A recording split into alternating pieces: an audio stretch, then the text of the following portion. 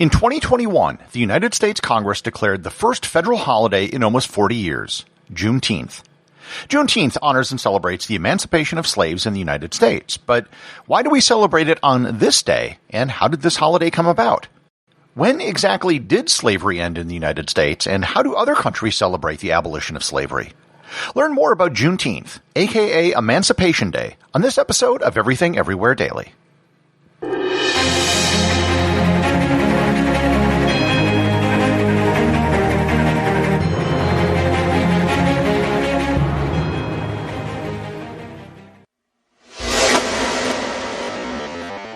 In order to answer the question of why Juneteenth is celebrated on June 19th, we should first address the issue of when exactly slavery ended. The institution of African slavery in the Western Hemisphere started in the early 16th century when enslaved Africans were brought to the Americas by the Spanish. The institution of African slavery dramatically grew through the 18th century all throughout the British, Spanish, and Portuguese colonies. For centuries, slavery was pretty much legal everywhere in the Americas, even if the practice of it was mostly concentrated in several agricultural regions. Ending slavery was a process that took almost a century before it was fully extinguished in the Western Hemisphere. The first place to end slavery was the Independent Republic of Vermont in 1777, which freed men over the age of 21 and women over the age of 18. However, it was weakly enforced and it didn't free everyone. In 1780, Pennsylvania freed the children of all slaves, but didn't free slaves themselves, and the last slave in Pennsylvania died in 1847. The Massachusetts Supreme Court ruled that slavery violated the state constitution in 1780 and immediately emancipated everyone. Soon after, New Hampshire, Connecticut, and Rhode Island began the gradual elimination of slavery. In 1793, the British colony of Upper Canada, now known as Ontario, became the first part of the British Empire to put a limit on slavery when they passed the Act Against Slavery. This banned the importation of slaves and freed all current children of slaves when they turned 25. Ohio abolished slavery in 1802 and New Jersey in 1804. That same year, Haiti achieved independence and abolished slavery via a hard-won revolution against France.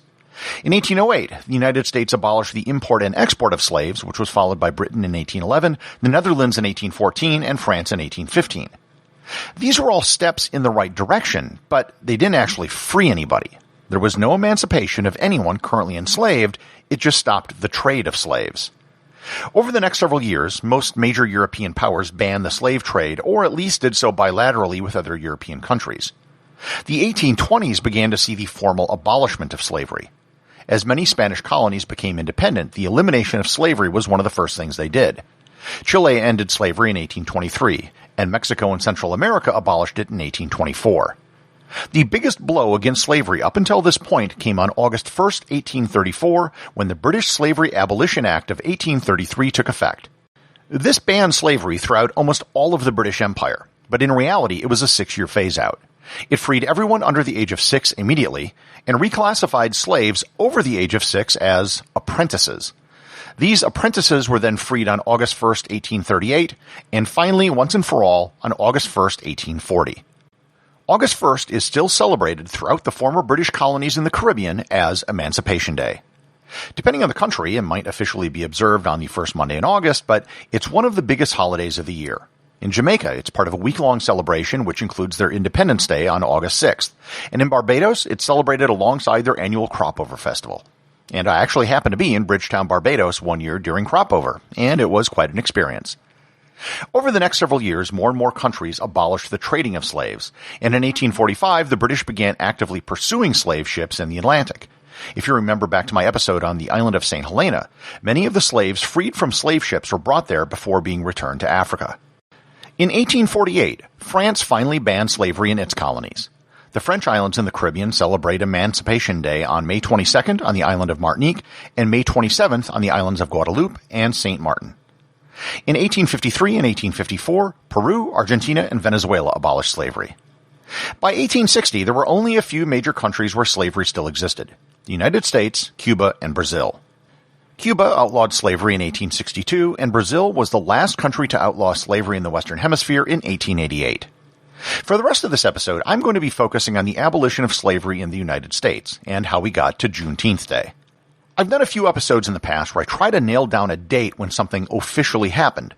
The end of World War II and the independence of the United States are both events that have no clear date you can point to, even though we still celebrate Independence Day on July 4th and VE Day on May 8th. So too is the case with the abolishment of slavery in the United States. There are various dates we can point to where significant events took place, and points where we can say most people were free, and then finally when the very, very last vestiges of slavery were eliminated once and for all. Various U.S. states have celebrated different emancipation days because emancipation arrived in those states on different days. One of the misconceptions that people have about the American Civil War is that they think all of the free states fought against all of the slave states. This isn't quite true. The Union actually had 4 states where slavery was still legal: Kentucky, Delaware, Maryland, and the newly created state of West Virginia, as well as the District of Columbia. Washington, D.C. celebrates April 16th as D.C. Emancipation Day, as that was the date in 1862 when President Abraham Lincoln signed the District of Columbia Compensated Emancipation Act. The next big event occurred 9 months later, on January 1st, 1863, when President Lincoln issued the executive order known as the Emancipation Proclamation. The Emancipation Proclamation legally freed any slave in any state which was in rebellion. Practically, this could only be enforced if the Union Army was in control of a Confederate area. While the Emancipation Proclamation applied de jure to 3.5 of the estimated 4 million enslaved people in the United States, de facto it only freed somewhere in the neighborhood of 50,000 people when it was announced. It also, importantly, did not free anyone who was enslaved in any of the Union states. Over the next several years, the actual freedom of black slaves in the South was achieved by the advancing Union forces. As word of the Emancipation Proclamation spread, slaves knew that their freedom was at hand once they could make it to the Union lines. Maryland ended slavery on November 1st, 1864, and that is the date that is celebrated as Emancipation Day today in Maryland. On April 3rd, 1865, Richmond, Virginia fell, which is the date of emancipation celebrated in Virginia. On April 9th, 1865, Robert E. Lee surrendered, ending the Civil War for all practical purposes. However, it took time for the word to spread. Mississippi celebrates emancipation on May 8th, when word got to slaves in the eastern part of the state. Georgia celebrates on May 29th. Kentucky and Tennessee celebrate emancipation on August 8th. The almost last nail in the coffin of slavery was hammered on December 6, 1865, when Georgia ratified the 13th Amendment, abolishing slavery once and for all in the United States. But why did I say almost the last nail in the coffin? Wasn't the 13th Amendment the last word on the matter? Almost. There was one small place left in what we would now consider the United States that wasn't a state at the time where slavery still existed. And this was the Choctaw Nation in what is today the state of Oklahoma, but was then known as Indian Territory. The Indian Territory was not part of the United States and was not subject to the U.S. Constitution. The Choctaw had allied themselves with the Confederacy during the Civil War, as they also practiced race-based slavery. After the war, the United States negotiated a new treaty with the Choctaw, and part of the treaty was the abolishment of slavery. On April 28, 1866, with the signing of this treaty with the Choctaw, the very last ember of the inferno that was slavery was finally extinguished in the United States. So where does that leave Juneteenth? As I mentioned, actual de facto real freedom came to many people as news of the end of the war spread. The states which saw fighting and Union forces received the word first. Texas was part of the Confederacy, but there was very little fighting there, and they were far away from the events of Appomattox Courthouse.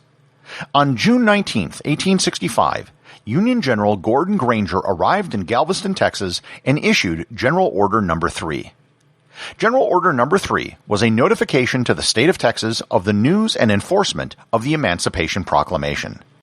The General Order read, quote, "The people of Texas are informed that in accordance with a proclamation from the Executive of the United States, all slaves are free.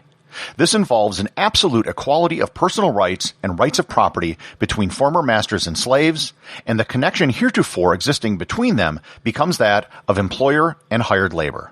End quote. This was the basis of the holiday known as Juneteenth. As you probably have guessed, Juneteenth is just a portmanteau of the words June and 19th.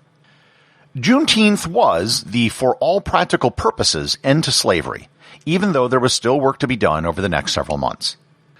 Juneteenth celebrations began the very next year in 1866 by the freed African American slaves in Galveston, and it was initially known as Jubilee Day. Even though they were free, they were not treated equally. Jubilee Day celebrations were barred in many public parks. In 1872, members of several black churches in Houston purchased 10 acres of land where they could celebrate their holiday. Today, that land is known as Emancipation Park, and it is the oldest city park in the state of Texas. Other black-owned parks were purchased, and Jubilee Day became a huge celebration by the late 19th century. Some celebrations had upwards of 30,000 people in attendance, and it was around this time that the term Juneteenth began to come into use. During the Jim Crow era of the early 20th century, efforts were made to suppress Juneteenth celebrations, but despite these efforts, it never went away. During the Great Migration of African Americans in the early 20th century from the rural South to northern urban areas, many Texans took the celebration with them. In 1938, the governor of Texas recognized June 19th as Emancipation Day for all black citizens in Texas, albeit not an official holiday. But it eventually became an official holiday on January 1st, 1980, when a bill naming it as such was passed by the Texas state legislature. Oklahoma, Florida, and Minnesota also recognized Juneteenth before the year 2000 as a holiday. After that, the floodgates opened, and every state, save for South Dakota, had declared it a state by 2021. The 49th state to recognize it was Hawaii. With 49 states already recognizing it as a holiday, it was a short step to receive federal recognition. On June 17, 2021, the Juneteenth National Independence Day Act was signed into law, becoming the 11th federal holiday in the United States. While there are many days that could be celebrated as Emancipation Day in the U.S., Juneteenth is as good as any. It marked a major milestone in the abolition of slavery, and it has been regularly celebrated by the descendants of free slaves in Texas for over 150 years. Everything Everywhere Daily is an Airwave Media podcast. The executive producer is Darcy Adams. The associate producers are Thor Thomsen and Peter Bennett. Today's review comes from listener Jordy Pennant over at Apple Podcasts in Great Britain. They write, Charles Parsons and the Steam Engine. Love the shows, but you got wrong Charles Parson when talking about the steam turbine. The Charles Parson who invented the steam turbine was British, not American. Thanks, Jordy. I stand corrected. Sir Charles Algernon Parsons, Order of Merit, Knight of the Order of Bath, and member of the Royal Society, was in fact very British. And I'm guessing you know this as a Geordie because Charles Parsons worked in Newcastle. However, just to be stubborn, I am going to start a multi-year campaign to have him awarded honorary American citizenship. Remember, if you leave a review or send me a boostagram, you too can have it read on the show.